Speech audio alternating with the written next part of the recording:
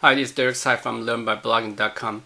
Today I will be reviewing this book called Hillbilly, Elegy. Hillbilly, Elegy by J.D. Vance. It's a memoir of a family and a culture in crisis. And the culture that he's referring to is the hillbilly culture. This is a story, a memoir about a young boy living under the most adverse environment of the hillbilly family and became a very successful attorney through his own perseverance and lots of help from some members of his family. By definition, hillbilly refers to an unsophisticated country person associated originally with the remote region of Appalachian, and the author's family really matched the definition well. Of course, hillbilly, as another name for it, would be redneck or white trash or whatever derogative term you want to use. In this book, he talks about his history of his family member, started from the great-grandparents to his early young life as the first chapter. Then he covers his teenager years staying with his grandparents, followed by his joining the Marines. Finally, he described his effort in returning to college and getting the Yale law degree, and finally marrying his college sweetheart, his wife. In this book, you get to understand the family culture of a hillbilly family, but you learn that it's very hard to succeed in life without some help from someone you care about. In this case, his grandmother, who he called Mammal, and his grandfather, who he called Papal. The author is critical of the hillbilly mentality, contradicting beliefs and defending family members and cheating on them. This is contradictory. Being tough and yet lazy, and being religious and claiming church going, and yet have very low statistic of church going, violating all the commandments from the church. In fact, the people in the church belt region have a much lower church going attendance. That's kind of a surprise to me. He learned the evolved rules of fighting from his Mammal. Fight only in defense of yourself, but sometimes you have to fight even if you're not defending yourself. So kind of taught from both sides. And he was taught the trick of fighting. Basically turn sideways with your shoulder against your opponent and punch in the belly button. I didn't know that. That's kind of helpful.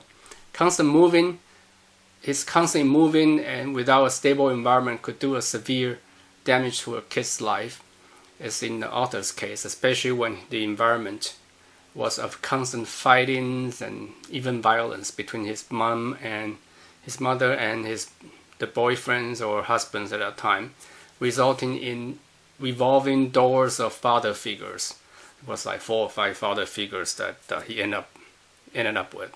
The key indicator was his school grades and poor health due to stress, and conflict resolution was not his mom's strong suit, nor of a normal hillbilly. His mom even attempted suicide by crashing the cars and later used drugs, different types of drugs. His relationship with the mom was a very treacherous one. It went from a parent-son relationship to a roommate and sometimes a abuser, including one time that she threatened to crash the car with him in it. He escaped and hid himself in a stranger's home, whose door was broken in before being dragged out by his mom, who was eventually arrested by cops. It was a scary moment for a kid who would have to lie in court to get his mom out of trouble. And he did that many times to pass a drug test for urine test, using his urine in place of his mom's. The author adores his sisters, Lindsay, who he called his protector from his mom, and when he was most vulnerable. He describes the time when her childhood, the sister's childhood modeling dream went up in flames, and he probably wouldn't stand a chance without his half sisters, which he later found out in great distress when he found out that his big sister came from a different father. Mamo considered herself a religious person and read Bibles often but did not go to church, which he considered as a organized religion. Church considers organized religion with contempt. She called it a breeding ground for perverts and money changers. Mamo was a strong influence in his getting good academically when he spent his last 3 unstable years of high school with her. The author gets into more detail of relationship with his dad, who gave up his parental right and allowed him to be adopted by this new father called Bob, who disappeared from his life right after just over a year. His father's story was more reasonable. Why he gave up the parental right is not to cause any more trauma in his life. And the father and son relationship developed a little later in his life. And his relationship with Papo, the grandfather, was very special too. He drew his father figure from him, a classic, a terrifying hillbilly. The Papo is. When he was 13, his Papo passed away out of suddenly, and after not showing up in the Mamo's house. The funeral took place, brought back a lot of good and interesting story about Papo. And that's how he told the story of his Papo.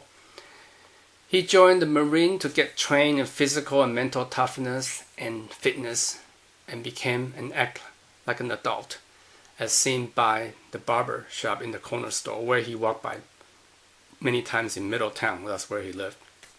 He was able to pay back somehow to his Mamo until her death, and that's the end of the protection. The Marine taught him many life lessons, leadership skills, confidence in achieving to his best ability by giving his all. So this Marine is doing something for him, something good for him. He told of his college life and decision to go for a law degree and how he got accepted to Yale. At Yale, he describes the occasions of class tourism, trying to know how the upper class works, interacts, dress, and behaves. It was foreign to him and yet opened many doors to him. His experience at Yale, whether to apply to an editor role in the Yale Law Journal, whether to apply to a judge clerkship, and what it means to your law career, could be very helpful for someone looking into a legal profession. A lot of good tips that he gave. And importantly, he knows how to leverage his social capital, asking a professor or friends or whoever in this area. And I think that's one thing that I have learned, that you need to be able to use your social capital. Having been in the very abusive family environment, or the ACE, he called it ACE, Adverse Childhood Events. He called this a hillbilly school of hard knocks. He developed a runaway reactions to any conflicts. He had to overcome the fight and flight impulse with his relationship with his wife, Osha. And what kept him alive at a young age turned out to be an obstacle for him to assimilate to the normal environment, normal society, like fighting for his honor when someone cut him off while driving. He was heartbreaking. He had to check his mother into a motel when he was informed that his mother passed out in a car with a needle stuck into her vein. In contrast, he turned out very well fighting the demons from growing up in that environment. So this is a great book for someone not exposed to the hillbilly culture, and then for me that's very enlightening. to understand the plight and why our current president Donald Trump managed to win the election with their help. And I really highly recommend this book. Very interesting read, very funny as well, and scary at times. Hope that helped. Until next time, bye now.